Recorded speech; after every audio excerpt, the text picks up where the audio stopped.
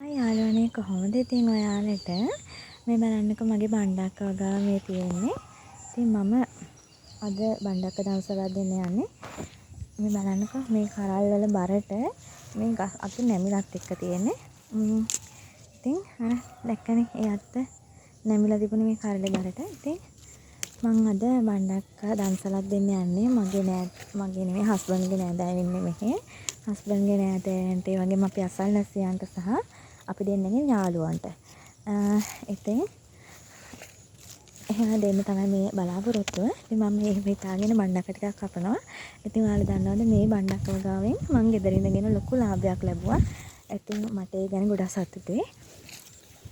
ඒ සතුට නිසා තමයි මම මේ බණ්ඩක්ක දෙන්නේ. ඉතින් මීට කලිනුත් දීලා තියෙනවා. අද විශේෂයෙන් ආයෙමත් දෙන්න හිතුවේ.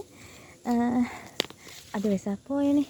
වෙසක් පොය නිසා මට හිතුණා මේ දන්සල කරන්නම ඕනේ කියලා. ඉතින් ඒ නිසා තමයි බණ්ඩක්ක කඩන්නේ. ඔයාලා දන්නවනේ මේ බණ්ඩක්ක කරන ගොඩක් ලොකුවට තිබුණාට මේවා මෝරල එහෙම නෙමෙයි තියෙන්නේ. මොකද මේක සෝමා කියන හයිබ්‍රිඩ් ප්‍රභේදය. සෝම කියන හයිබ්‍රිඩ් ප්‍රභේදය. මේක ගොඩක් ලොකුවට කරල් හැදෙනවා. ඒ වගේම බරින් වැඩි. ඉතින් ඒ නිසා තමයි ওই විදිහට පේන්නේ. ඉතින් ඔයාලා කවුරු හරි බණ්ඩක්ක වගාවක් කරන්න බලාපොරොත්තු වෙනවා නම් ඔය ප්‍රභේදයම ගන්න කියලා මම කියනවා. ඉතින් ඔයාලා කැමති දෙයක් කරන්න. ඒක අමතරව මට ඔයාලට කියන්න තියෙනවා මෙන්න මේ චූටි චූටි වලවල් තියෙන මේ වගාව හැමතැනම දැන් ඔයාලට පේනවනේ මේ වගාව. මම අතුත් කපලා ඉවරලා ඒ වගේනුත් පළදාව ගන්න ගමන් තියෙන්නේ. අතුත් කපලා ඊට පස්සේ ඒ වගේ එන අතු වලිනුත් පළදාව ගන්න ගමන් තමයි තියෙන්නේ. ඒ කියන්නේ මේ ගස් දැන් ඉවත් කරන කාලේ නම් වෙගෙන එන්නේ.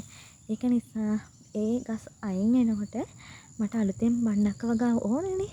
ඒ නිසා තමයි මම මේ අලුතෙන් චූටි චූටි පැල හදාගෙන තියෙන්නේ. ඇට හිටවල වතුර දැම්මම මේ විදිහට පැල හැදිලා තියෙනවා. ඉතින් ඒ විදිහට තමයි මගේ ඊළඟ බණ්ඩක්ක වගාව හැදීගෙන ඉන්නේ. ඉතින් මම ඔයාලට කියනවා ගෘහණියක් නම් පොඩි හරි ඉඩක් තියෙනවා නම් බණ්ඩක්ක වගාවක් කරන්න කියලා.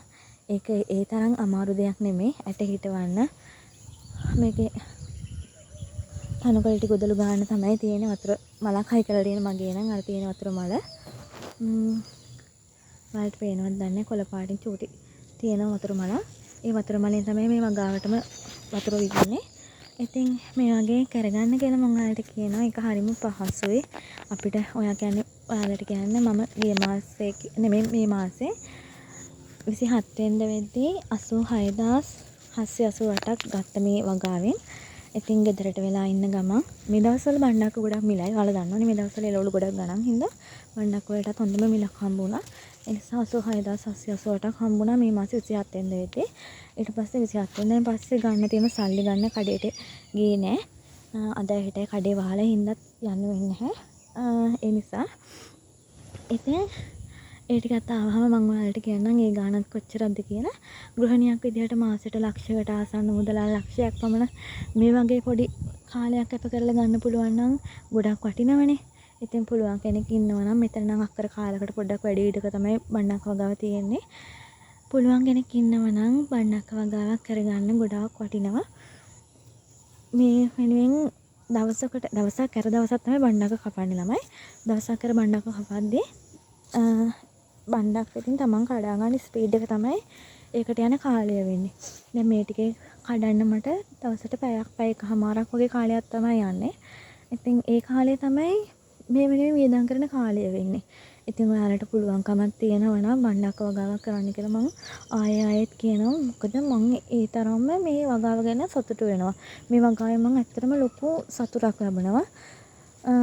ඉතින් ආදායම් පැත්තෙනොත් මානසික තෘප්තිය පැත්තෙනොත් ලොකු සතුටක් මේක. ඉතින් වගාවේ කරල් හැදිලා බර වෙලා තියෙද්දි මෙම කරල් බිමට නැමිලා තියෙද්දි අතු බිමට නැමිලා තියෙද්දි ගොඩක් සතුටුයි. බලන්නකො එක ගහකින් ග්‍රෑම් 500කට කිට්ටු වෙන්න වගේ කැඩෙනවා. මේ දැන් මං කඩාගෙන ගිහිල්ලත් නේ. දැන් අර බාස්කට් එකට මං ටිකක් කඩලාත් තියෙන මේ ගස් වලින්. ඒකට හෙට නෙමෙයි අනිද්දාත් ආයෙ කඩන්න පුළුවන් අපිට ආයෙ. ඕන හෙට උනත් කඩන්න පුළුවන්. මේ කරල් තව ලොකු වෙන්න ඕනේ. මේක හයිබ්‍රිඩ් ප්‍රභේදයක් නිසා ගොඩක් ලොකු වෙනවා මේක කරල්. මේ කරල් ලොකු වෙන ලාභෙ වැඩි. එහෙම කියලා මෝරන්නෙත් නෑ එහෙමට. කොහොමද මෝරන්නේ නෑ මේක ප්‍රභේදයේ වෙනස. ඒක තමයි ඉතින් මම ඔයාලට කියනවා බණ්ඩක් වගාවක් කරන්න කියලා. ඉතින් මගේ වීඩියෝ එක දිග වැඩි ඇති. ඒ වුණාට මං කියන දේ වටිනවා කියලා මං හිතනවා. ඉතින් ඔයාලට මං ආදරෙන් මතක් කරනවා මගේ YouTube channel එක subscribe කරන්න. ඒ වගේම Facebook එක follow කරන්න කියලා. ඉතින් එහෙනම් ගිහින් එන්න. පරිස්සමෙන් ඉන්න. සුබ වෙසක් මංගල්‍යයක් වේවා සියලු දෙනාටම.